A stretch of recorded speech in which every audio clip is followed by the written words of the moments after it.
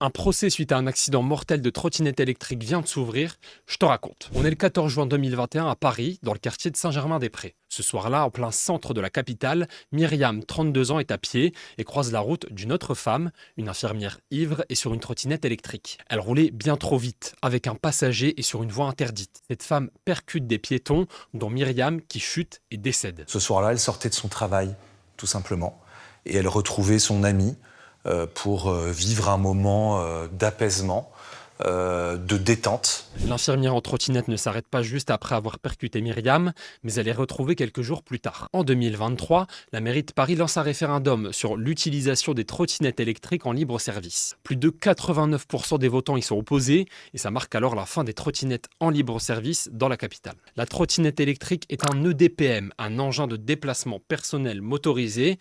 En mai dernier, un observatoire dédié à ce sujet a été lancé. Et il nous apprend ça. Au 1er janvier 2024, 2,5 millions de Français sont propriétaires d'un EDPM contre 640 000 en 2020, soit une progression de 290%. Avec cette immense progression, le taux d'accident monte aussi. 643 utilisateurs d'EDPM ont été gravement blessés en 2023 et 42 personnes sont mortes en conduisant une trottinette. Pour rappel, depuis le 31 août 2023, l'âge minimum pour en utiliser une a été relevé à 14 ans. L'amende est passée de 35 € à 135 € si on circule sur une voie interdite ou à 2 sur la trottinette.